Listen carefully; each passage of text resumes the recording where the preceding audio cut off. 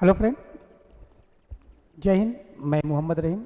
आज हम बात करेंगे भारत के नहीं बल्कि विश्व के सबसे बड़े महाकाव्यों के बारे में। जी हाँ, विश्व का सबसे बड़ा महाकाव्य जिसे महाभारत और रामायण के नाम से जाना जाता है। तो आज हम उन्हीं पे बात करेंगे। आइए स्टार्ट करते हैं। महाकाव्य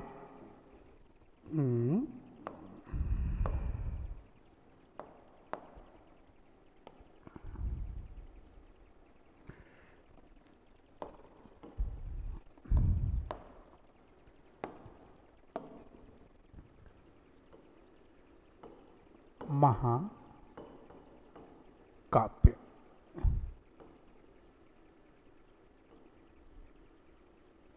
जब हम महाकाव्यों की बात करते हैं तो महाकाव्यों की संख्या पे भी बात करेंगे।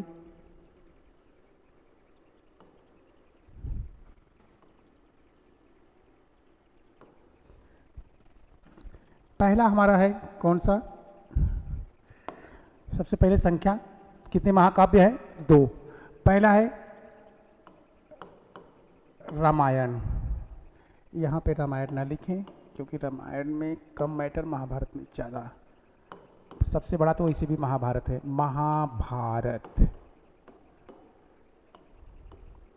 महाभारत और दूसरा है रामायण। ठीक है, तो ये 2 महाकाव्य है, पहला रामायण और दूसरा महाभारत।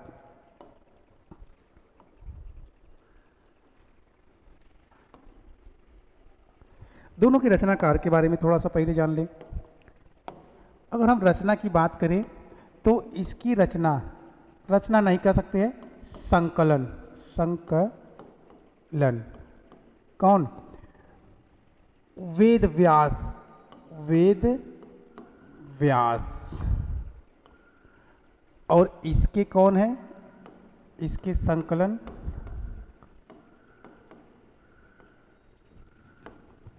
संकलनकर्ता वाल्मीकि।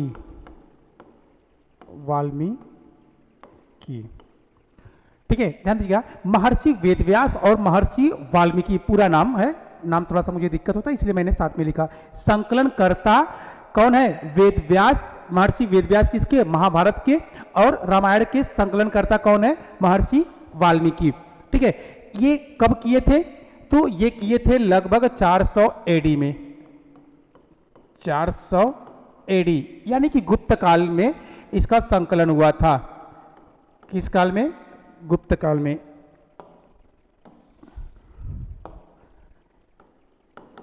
एडी। ठीक है, आइए अब महाभारत की अगर हम बात करें तो महाभारत का जो युद्ध है, जो युद्ध है ये कितने दिनों तक चला था? ये 18 दिन तक चला था। ठीक है, तो इसको हम 18 दिन तक चला था। इसको हम 18 पुराण और 18 पर्व के तौर पे भी हम जानते हैं। ठीक है, अगर आपसे पूछे कि पर्व कितने हैं तो 18, पुराण कितने हैं तो 18, महाभारत का युद्ध कितने दिनों तक चला था तो 18 दिनों तक। क्लियर? अच्छा, आइए। एक ही कलर बार बार नो, बुरा मान जाएगा। अब महाभारत में हमको क्या देखने को मिलती है? तो महाभारत में हमको हस्तिनापुर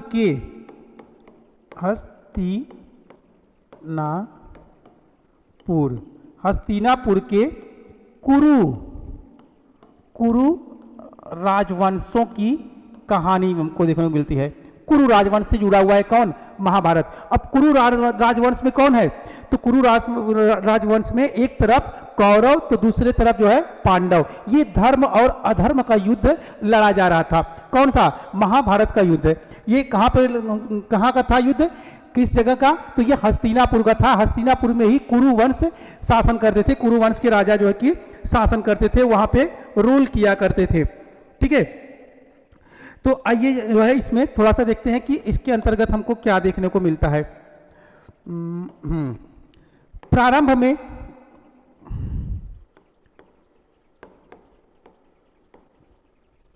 में इसके अंत में इसमें जो है 8800 क्या थे? 8800 श्लोक थे। प्रारंभ में 8800 श्लोक थे, उसके बाद इसमें श्लोकों की संख्या जो है 24,000 हो गई, 24,000 श्लोक, और 24,000 श्लोक के बाद इसकी संख्या फिर बढ़ के कितना हो गई, 1 लाख प्लस, 1 लाख प्लस क्या श्लोक, 1 लाख प्लस श्लोक। अब देखिए इन तीनों को अलग अलग नामों से हम जानते हैं। अब इन तीनों को किन किन नामों से जानते हैं थोड़ा सा ये देख लीजिए। जब महाभारत में श्लोकों की संख्या, ध्यान दीजिएगा, जब महाभारत में श्लोकों की संख्या कितनी थी, कितनी, 8800, तो इसको बोला जाता था जय संहिता। क्या बोला जाता था, जय संहिता। उसके बाद जब इसकी श्लोकों की संख्या 24,000 हुई, कितनी हुई, 24,000, तब इसको नाम दिया गया क्या, भारत। और जब इसकी श्लोकों की संख्या हो गई 1 लाख प्लस, 1 लाख प्लस, तब इसको जो है कि क्या नाम दिया गया, महाभारत, महाभारत। थोड़ा सा ऊपर चले जाओगे भाई साहब, बुरा ना मानो तो, ठीक है। तो तब उसको हम क्या कहने लगे, महाभारत। बात समझ में आ रहा है, जल्दी नोट करो। चलिए अब तब तक लिखते रहिए, तब तक हम भगवान राम के बारे में भी जिक्र कर लेते हैं। रामायण में हमको क्या देखने को मिलती है, इसमें हमको इक्ष्वाकु है, इक्ष्वाकु वंशीय, इक्ष्वाकु वंशीय भगवान राम की कथा का वर्णन हमको देखने को मिलता है। किसमें, रामायण में हमको इक्ष्वाकु वंशीय। ध्यान रखिएगा, बहुत सारे लोगों को ये नहीं पता है कि भगवान राम किस वंश से थे। तो भगवान राम का जो वंश था वो इक्ष्वाकु था, वो इक्ष्वाकु वंशी थे। और भगवान राम के साथ साथ भगवान बुद्ध भी इसी वंश से आते थे। भगवान बुद्ध भी किस वंश से थे, इक्ष्वाकु वंशीय क्षत्रिय थे, ठीक है। तो इक्ष्वाकु वंशीय राम की कथा का वर्णन हमको किसमें देखने को मिलता है, रामायण में, ठीक है। अच्छा, अब आइए, रामायण की रचनाकार कौन है, वाल्मीकि। वाल्मीकि, वाल्मीकि के बाद अब आते हैं, हाँ, अब इसमें भी देखते हैं प्रारंभ में, इसमें भी प्रारंभ में इसमें कितने, 6,000 श्लोक थे। प्रारंभ में इसमें 6,000 क्या थे, श्लोक थे। 6,000 से फिर ये श्लोकों की संख्या कितनी हो गई, 24,000, ओ सॉरी 12,000। कहीं इतना तेज भाग रहे हो भाई, कोई जल्दी, 12,000 श्लोक।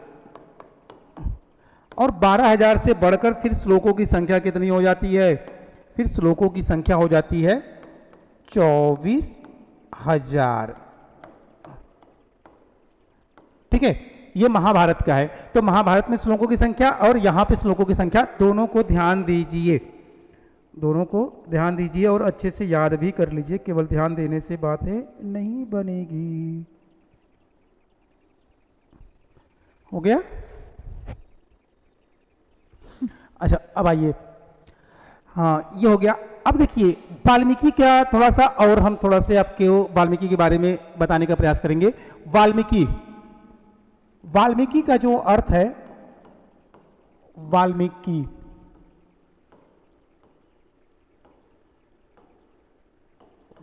का जो अर्थ होता है वो होता है चींटियों का घर, चींटियों का घर। पहले ये एक डाकू थे, पहले क्या थे, ये एक डाकू थे। डाकू, कौन सा डाकू, रत्नाकर। रत्नाकर नाम के डाकू थे। इनको अंगुली माल भी कहा जाता है, अंगुली माल डाकू।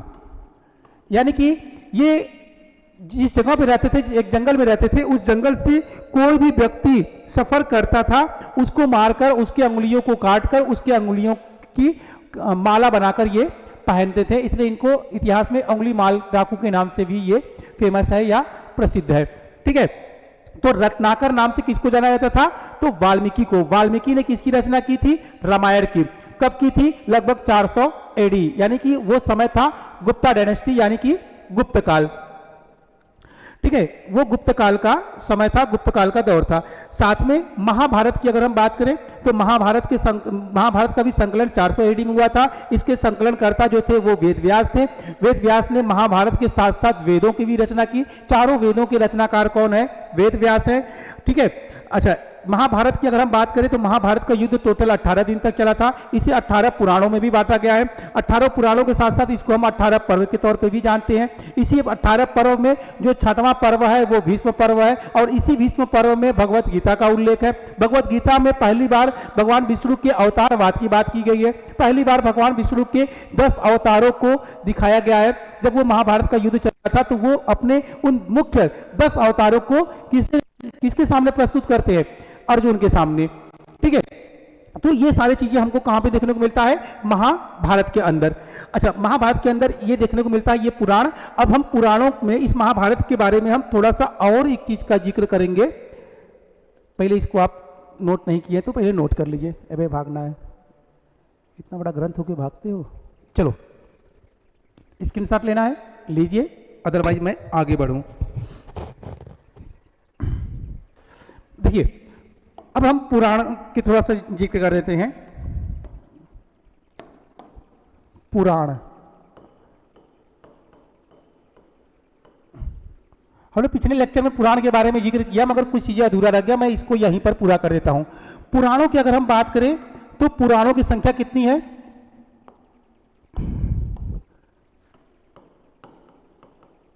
इनकी संख्या है 18।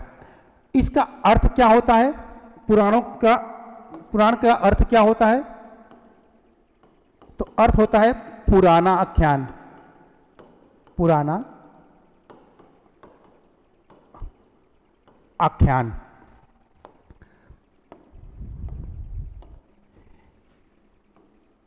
इन्हीं पुराणों में, 18 पुराणों में जो छठा पुराण है, जो छठा पर्व है, छठवां पर्व, इसी छठे पर्व में हमको क्या देखने को मिलता है? हमें भगवत गीता का उल्लेख मिलता है।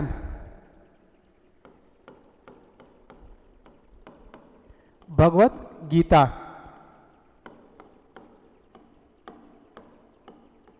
भगवत गीता का उल्लेख। और इसी भगवत गीता में हमको क्या देखने को मिलता है? हमको देखने को मिलता है पहली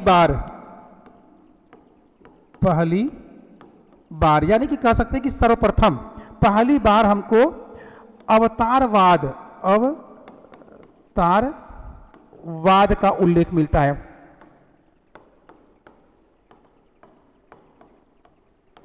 अवतारवाद का उल्लेख का मतलब क्या हुआ? अवतारवाद के उल्लेख का मतलब यह हुआ कि भगवान विष्णु ने अपने 24 अवतारों में 10 अवतार को किसके समक्ष प्रस्तुत किया?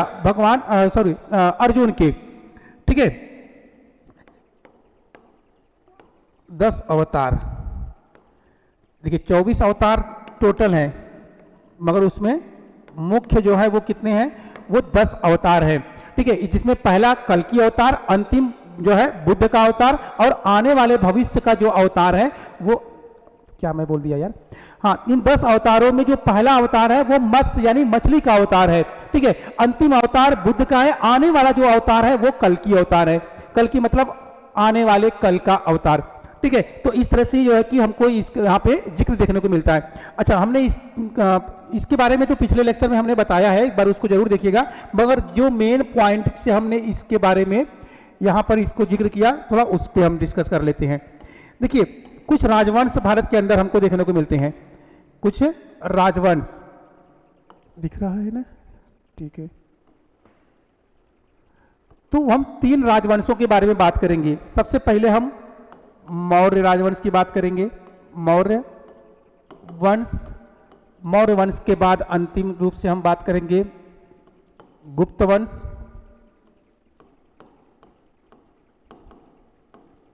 और गुप्त वंश के साथ साथ हम बात करेंगे किसका?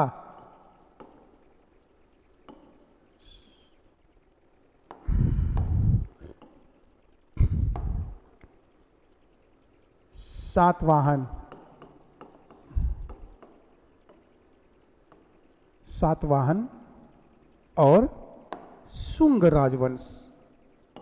सातवाहन और शुंग वंश, सातवाहन वंश और शुंग वंश। ठीक है,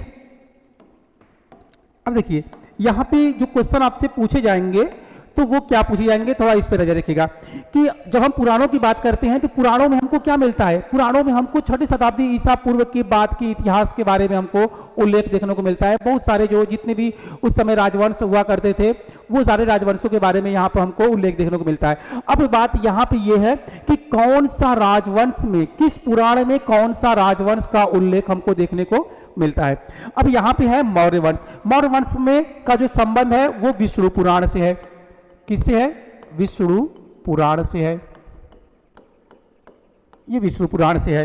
विष्णु पुराण के बाद हम अगला जो बात करेंगे वो शुंग है, और शुंग जो है वो है मत्स्य पुराण से, मत्स्य पुराण से, ये मत्स्य पुराण से संबंधित है। मत्स्य पुराण के बाद अगला जो है वो है गुप्त पुराण और गुप्त वंश, और गुप्त वंश का संबंध है वायु पुराण से, वायु पुराण से। अब इसमें आपको याद करने की जरूरत है, क्या इसमें याद करेंगे और कैसे याद करेंगे इसको, तो ध्यान दीजिएगा कि मौर्य वंश का संबंध विष्णु पुराण से, सातवाहन और शुंग वंश का जो संबंध है वो मत्स्य पुराण से है, गुप्त वंश का जो संबंध है वो वायु पुराण से है, और सबसे बड़ी बात है कि इसमें सबसे प्राचीन जो पुराण है, सबसे प्राचीन जो पुराण है वो मत्स्य पुराण है। ठीक है, सबसे प्राचीन जो पुराण है वो कौन सा है? मत्स्य पुराण है। अच्छा, जानते हैं कि भगवान विष्णु ने जो भी अवतार लिए थे उन अवतारों में उनका पहला जो अवतार था वो मत्स्य था। मत्स्य मतलब मछली, यानी कि जब दुनिया में प्रलय आ गया था, दुनिया पूरी तरीके से जलमग्न हो गया था, उस कंडीशन में भगवान विष्णु ने अपना पहला अवतार लिया था मत्स्य यानी कि मछली का। उस अवतार में उन्होंने इस धरती से मनु के परिवार और 4 वेदों की रक्षा की थी, जिससे कि भविष्य में ज्ञान, शिक्षा और मनुष्यों की, इंसानों की उत्पत्ति की जा सके। ठीक है, तो सबसे प्राचीन कौन सा है? मत्स्य पुराण है। बैठो, सबसे प्राचीन कौन सा है? मत्स्य पुराण है। अच्छा, अब इसको याद करने की जरूरत है, इसको याद करने की जरूरत है। कैसे याद करेंगे? देखिए, अगर हम राजवंशों में अगर बात करें तो इन तीनों राजवंशों में सबसे पुराना कौन सा है? मौर्य वंश है। मगर प्राचीन किसको मान लिया गया? मत्स्य पुराण को। इसलिए मैं बोलता हूं ना कि इतिहास और धार्मिक ग्रंथ या धर्म को अलग अलग एंगल से देखेंगे तभी सही होगा। दोनों को एक एंगल से देखेंगे, दोनों में से कोई एक को आपको गलत करना पड़ जाएगा। ठीक है, तो हमने इतिहास और धर्म दोनों को साथ मिलाया तो यहां पे गलतियां निकल गई। गलतियां ये निकल गई कि सबसे पहले मौर्य वंश आता है, मौर्य वंश के बाद जो कि आता है आपका शुंग वंश, शुंग वंश के बाद सातवाहन वंश, सातवाहन वंश के बाद गुप्त वंश आपको मिलेगा। ठीक है, मगर यहाँ पे क्या है, लॉजिक अलग है। जो भी है, जो जिक्र किया गया मैं उसके बारे में आपको बता देता हूं, और यही एग्जाम में भी पूछा जाएगा। एग्जामिनर भी पगला ही गया है, सेठिया गया है ससुरा। चलिए, अब देखिए इसको याद कैसे हम रखेंगे, कैसे याद करेंगे? देखिए, विष्णु पुराण का संबंध मौर्य वंश से है, तो कैसे इसका संबंध इससे कैसे हो गया? तो आप लॉजिक लगाइए और दिमाग लगाइए और समझिए कि देखिए, मौर्य वंश का जो संस्थापक था वो चंद्रगुप्त मौर्य था, और चंद्रगुप्त मौर्य के जो गुरु थे वो चाणक्य थे। कौन थे? चाणक्य। चाणक्य का दूसरा नाम क्या था? कौटिल्य। कौटिल्य का मेन नाम क्या था? विष्णुगुप्त। क्या नाम था कौटिल्य का? विष्णुगुप्त। विष्णुगुप्त की वजह से ही मौर्य वंश की नींव रखा सका। ठीक है, तो इसलिए विष्णुगुप्त, विष्णु पुराण का संबंध विष्णुगुप्त से, और विष्णुगुप्त का संबंध किससे है? मौर्य वंश से है। ठीक है, तो याद रखिएगा इससे कि ये विष्णु पुराण यानी कि ये चाणक्य का एक नाम है जिसका संबंध किससे था? मौर्य वंश से था। अब यहाँ पे वायु पुराण की बात करें तो वायु पुराण में देखा जाए तो ये गुप्त वंश है। तो गुप्त वंश है, तो गुप्त क्या होता है? वायु। वायु को हम देख नहीं सकते, वायु कैसा है? गुप्त है, जिसको हम केवल महसूस कर सकते हैं, देख नहीं सकते। तो जो गुप्त चीजें है उसका संबंध किससे होगा? वायु से होगा, या वायु का संबंध किससे होगा? गुप्त से होगा। तो इस तरह से आप इसको याद कर लेंगे। अब यहाँ पे जो है मत्स्य पुराण में, तो मत्स्य पुराण में जो बचा शुंग सातवाहन, शुंग सातवाहन यानी शुंग ले सातों, क्या? मत्स्य मतलब कि मछली। मछली मांगेगा तो महकेगा, तो कैसे पता चलेगा? जब उसको आप सूंघेंगे तो शुंग निकलेगा। कितनी बार सूंघेंगे? 7 बार सूंघेंगे तो 7 बार सातवाहन निकलेंगे। ठीक है, तो शुंग सातवाहन कहां से है? मत्स्य पुराण से है। तो ये आपको याद करने का एक आसान तरीका है जिससे आप इसको अच्छे तरीके से याद कर सकते हैं, और आपके एग्जाम में यहाँ से क्वेश्चन भी बहुत ज़्यादा मात्रा में पूछे जाते हैं। तो इस लेक्चर को यहीं पर समाप्त करते हैं। नेक्स्ट लेक्चर में हम आपसे फिर मुलाकात करेंगे। तब तक के लिए जय हिंद, जय भारत।